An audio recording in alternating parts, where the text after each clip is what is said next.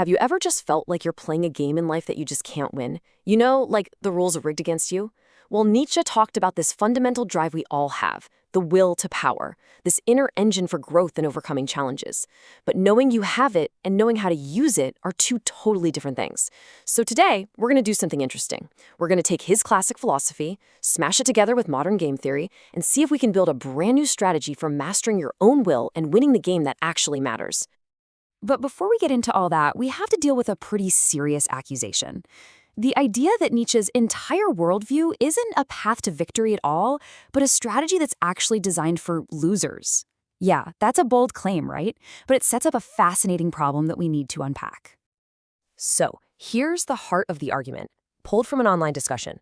What it's basically saying is that Nietzsche's philosophy is parasitic. The only way for one person to win using his ideas is if everyone else isn't doing the same thing. The claim is, if we all started thinking like this, the whole system would just fall apart. So let's really dive into this case against Nietzsche. From a modern strategic point of view, the argument is that his ideas are just fundamentally antisocial, and, well, they just don't work in the real world. And this is where game theory comes into the picture. You've probably heard of the prisoner's dilemma, right? Two partners in crime get caught. If they both stay silent, they get a light sentence. If one rats out the other, the snitch goes free and the other gets a heavy sentence. But if they both rat each other out, they both get a medium sentence. The best outcome for the group happens when they cooperate. Game theory often shows us that success is a team sport. The whole system works better when they all play by a cooperative set of rules. And when you put them side by side like this, the conflict is just crystal clear. On one hand, you have game theory, all about working together to maximize what the group can achieve. And on the other, you have this view of Nietzsche, focused on maximizing what one person can get, even if it's at the expense of others. One system succeeds when everyone buys in. The other supposedly fails.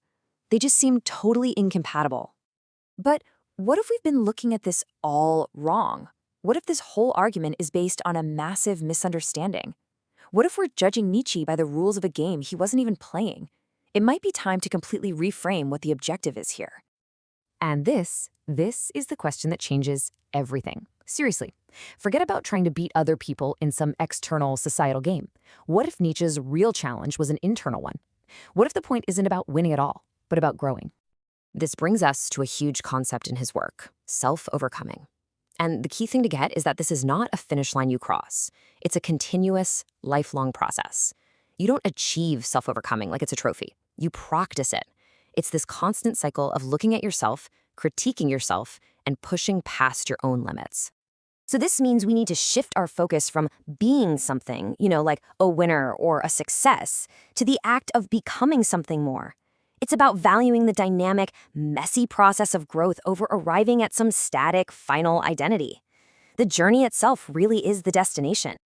Okay, so if the goal is all this internal growth, how in the world do we actually do it? Well, Nietzsche gives us two really powerful tools. Let's start with the first one, which is all about analyzing the world around us. This first tool is called Nietzschean genealogy.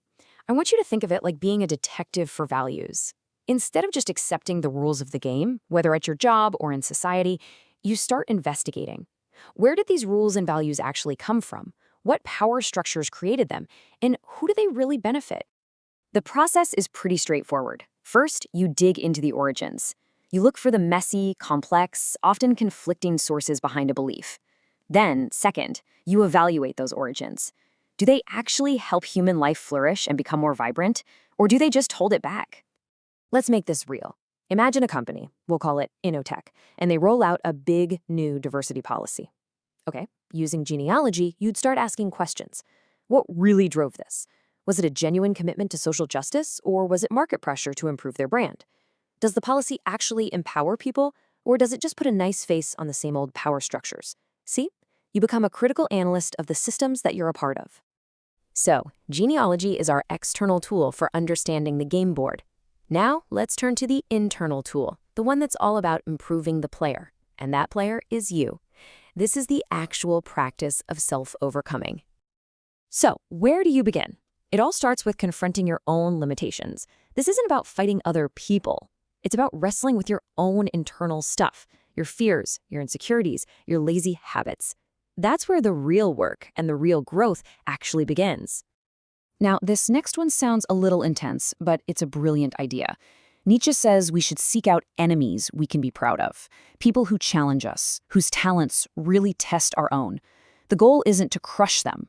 The goal is to use that struggle against a respected rival to sharpen our own skills and become stronger ourselves. He even said our friends should be our best enemy, always pushing us to be better. So why go through all this struggle? What's the point of it all? It's for the sake of creation. This isn't about tearing things down just for fun. The whole point is to break down your old limits so that you can create something new from the pieces, a stronger self with new values and a greater capacity for life. So let's just recap self-overcoming. It is an endless process. It's all about becoming, not being. It demands that you both look inward and seek challenges outward. It's active, it's dynamic. You can almost think of it like a martial art, where the ultimate goal is to constantly and consciously recreate who you are. Okay, now let's bring it all home. This isn't just some abstract philosophy to think about. This is a practical strategy for navigating your life. It is a completely new way to play the game. So the really big question is, what does this actually look like for you, day to day? How do you take these big ideas and turn them into action? Here it is. This is your two-part toolkit. Think of genealogy as your inner detective. Use it to deconstruct the hidden rules of any system you find yourself in. And think of self-overcoming as your inner martial artist. A daily training routine to improve the single most important piece on the board, you. When you do this, you stop trying so hard to win their game, and you start focusing on mastering the player. And, in the end, maybe that's the real prize. That initial game theory critique was all about winning against other people, but this new strategy completely redefined what victory even means. The real win isn't a trophy or a promotion. It's the profound, never-ending, and deeply personal process of becoming what you truly are. And that is a game worth playing.